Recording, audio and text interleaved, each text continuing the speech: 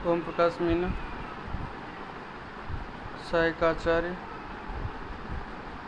EFM, government PG college Dausa. आज हम BCom part second year financial management वित्त प्रबंध के तत्व पेपर सेकंड पर टॉपिक है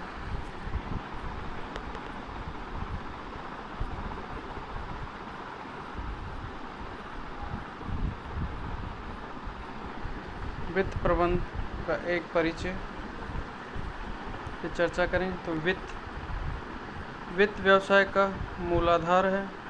कोई भी व्यवसाय वित्त के बगैर ना तो प्रारंभ किया जा सकता है और ना उसका विकास संभव है।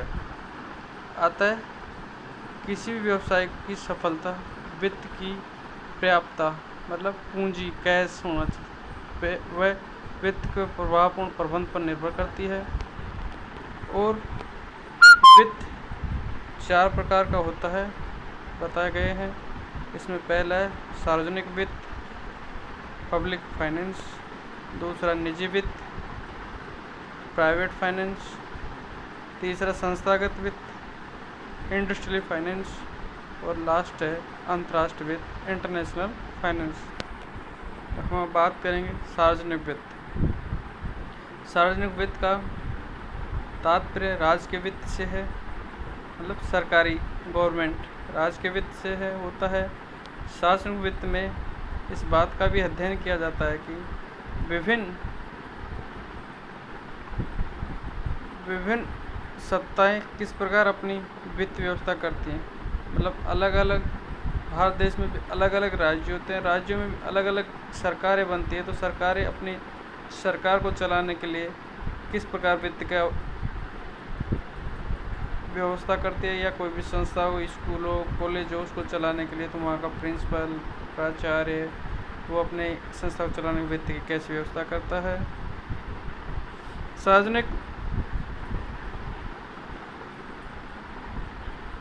सार्वजनिक वित्त संस्थाओं में केंद्र सरकार, राज्य सरकार तथा स्थानीय निकाय सम्मिलित होती हैं।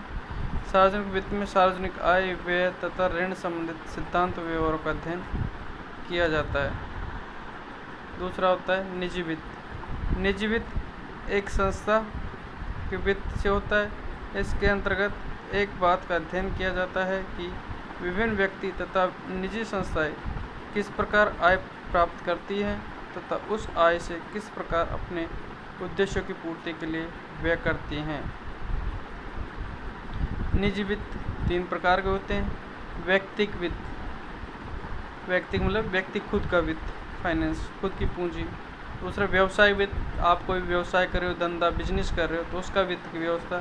और तीसरा है अलाभप्रद संस्थाओं का वित्त, मतलब कोई आपने ऐसी संस्था चला रखी है जिससे न लाभ न हानि, अलाभ मतलब उससे आपको कोई प्रॉफिट नहीं हो रहा, उस संस्थाओं को वित्त की व्यवस्था। जैसे आपने समाज सेवा के लिए कोई बालिका स्कूल खोल रखी है, हॉस्टल चला रखा है, या और कोई ऐसा आपने संस्था चला रखी है जिससे उससे आपको कोई लाभ नहीं होता, सिर्फ समाज सेवा का उद्देश्य होता है। तो उस संस्था को चलाने के लिए आप वित्त की व्यवस्था कैसे करते हैं, कहाँ से करते हैं, वो इसमें अध्ययन करते हैं हम।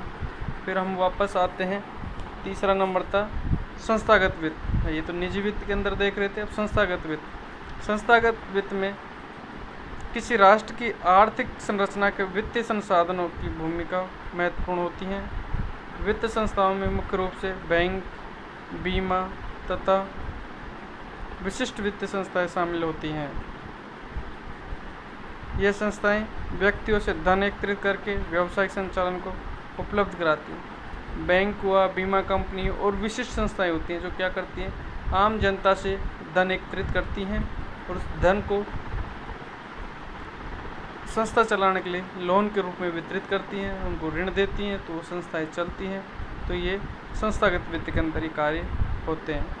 और अगला है अंतर्राष्ट्रीय वित्त। अंतर्राष्ट्रीय वित्त के अंतर्गत देश के बाहर के व्यक्तियों व संगठनों द्वारा कोषों का प्रवाह, उनका कुशलतम प्रबंध करने की विधियों का अध्ययन किया जाता है। प्रत्येक देश की अपनी मुद्रा होती है, अलग अलग देश की अलग अलग मुद्राएं होती हैं। तो भारत सरकार, राज्य सरकार विदेशों से अंतर्राष्ट्रीय वित्त को वहाँ के लोगों को यहाँ व्यवसाय करने के लिए मोटिवेट करती है। वो अपनी पूंजी लेके आते हैं तो उस देश की मुद्राओं में व्यवसाय करते हैं।